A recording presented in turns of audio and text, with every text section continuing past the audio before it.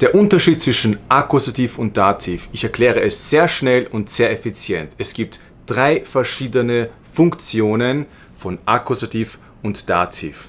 Nummer 1, direktes und indirektes Objekt. Was ist ein direktes und ein indirektes Objekt? Beispiel. Ich schreibe eine E-Mail oder ich esse Schokolade. Das ist ein direktes Objekt. Gut, also Subjekt, dann Aktion und Objekt. Wenn ich jetzt zum Beispiel sage, ich schreibe eine E-Mail und ich schreibe dir eine E-Mail, dann ist dir das indirekte Objekt. Das indirekte Objekt ist Dativ. Das direkte Objekt ist Akkusativ. Ich schreibe dir eine E-Mail oder ich kaufe dir eine Schokolade. Ich schenke dir ein Buch. Hier haben wir einmal das direkte Objekt, das ist die wichtige Aktion im Mittelpunkt, im Zentrum, das ist Akkusativ, und dann das indirekte Objekt ist im Dativ. Das ist Funktion Nummer 1, Funktion Nummer 2. Position und Änderung einer Position. Eine fixe, feste Position ist im Dativ und eine Änderung der Position sagen wir im Akkusativ. Konkretes Beispiel. Das ist ein Buch. Das Buch ist jetzt hier Dativ, in meiner Hand. Das ist eine feste Position. Die Position ändert sich nicht. Der Kaffee ist auf dem Tisch. Besser gesagt, die Kaffeetasse ist auf dem Tisch. Das ist Dativ, eine feste Position. Oder dieses Foto ist im Internet. Im Internet ist eine feste Position. Deswegen Dativ. Oder ich bin im Zimmer. Ich bin hier im Zimmer. Das ist eine feste Position. Ich ändere nicht meine Position. Das heißt Dativ. Wenn ich jetzt sage, ich gehe ins Zimmer, dann heißt das, dass ich vorher nicht im Zimmer war und jetzt hineingehe. Noch ein Beispiel. Das ist jetzt Dativ in meiner Hand. Das ist eine feste Position. Und wenn ich jetzt die Tasse in meine Hand lege, ist das Akkusativ. Das ist genau dieser Moment, wo ich diese Positionsänderung habe. In meine Hand. So, jetzt ist es hier und ich sage in meiner Hand. Ich gebe dir noch ein anderes sehr gutes Beispiel. Wir nehmen das Verb tanzen. Ich tanze, I'm dancing. Und jetzt stelle vor, ich sage, ich tanze im Park. Ich tanze im Park. Das heißt, ich bin in einem Park und dort tanze ich dann. Wunderbar. Und könnte ich auch sagen, ich tanze in den Park? Könnte man das sagen? Ja, grammatikalisch ist das auch richtig und möglich.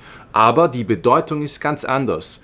Es würde heißen, dass ich den ganzen Weg bis zum Park und in den Park hinein dauernd tanze. Also stelle vor, du gehst aus deinem Haus raus und dann tanzt du, lalalala, du tanzt und tanzt und tanzt und tanzt und tanzt bis zum Park und in den Park hinein. Du tanzt in den Park. Das ist der wichtigste Unterschied. Noch ein Beispiel, du musst nicht immer in benutzen, du kannst auch auf oder andere Positionspräpositionen oder Wechselpräpositionen sagen. Und hier zum Beispiel mit über. Stelle vor, ein Helikopter fliegt. So, ein Helikopter fliegt über der Stadt. Das heißt, er fliegt nur über der Stadt. Er fliegt hier herum, okay? Und wenn ich jetzt sagen würde, der Helikopter fliegt über die Stadt, over the city, über die Stadt, dann heißt das, dass er darüber fliegt. Er ändert die Position. Und über der Stadt ist dann, er bleibt über der Stadt. Die Position ist fix. Das war die zweite Funktion, jetzt kommt die dritte Funktion. Wie du schon weißt, es gibt Präpositionen und im Deutschen gibt es fixe, feste Präpositionen mit Dativ und mit Akkusativ. Und es ist auch sehr, sehr logisch, warum diese Präpositionen entweder Dativ oder Akkusativ haben. Das hat mit der Bedeutung der Präpositionen zu tun. Du kannst es dir so merken. Präpositionen im Akkusativ haben meistens etwas sehr Dynamisches, etwas Direktes. Sie sind meistens im Zentrum der Aktion. Umgekehrt, Präpositionen mit Dativ sind meistens eher indirekt. Sie sind am Rand. Ich nehme 2 Präpositionen als Beispiel, einmal mit Dativ, einmal mit Akkusativ. Einmal mit Dativ ist mit. Die Präposition mit ist auf Englisch with. Zum Beispiel, ich lerne mit dem Handy Deutsch. Wenn ich jetzt sage, ich lerne Deutsch, okay, das ist die normale Aktion. Deutsch ist hier im Akkusativ, also das wäre Akkusativ, das ist die normale, direkte Aktion, das direkte Objekt, okay. Und wenn ich jetzt sage, ich lerne mit dem Handy Deutsch, dann ist das eher so etwas wie by using the phone, with the phone. Es ist also nicht im Zentrum der Aktion, es ist indirekt. Also ich lerne Deutsch, stell dir vor, das ist die Aktion, ich lerne Deutsch und dann mit dem Handy. Es ist auf der Seite und es ist indirekt. Es ist eine Hilfe, also by the help of the phone, ist mit dem Handy. Deswegen haben diese Präpositionen eine richtige, logische Bedeutung. Jetzt das zweite Beispiel mit für.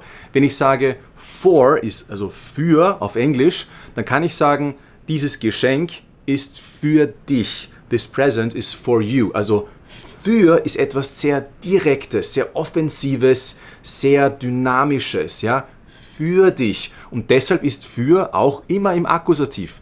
Daher kommt die Logik. Und jetzt haben wir eben eine Gruppe an festen Präpositionen im Dativ und im Akkusativ. Und alle diese Präpositionen haben eine ganz, ganz wichtige Logik, warum sie entweder Dativ oder Akkusativ sind.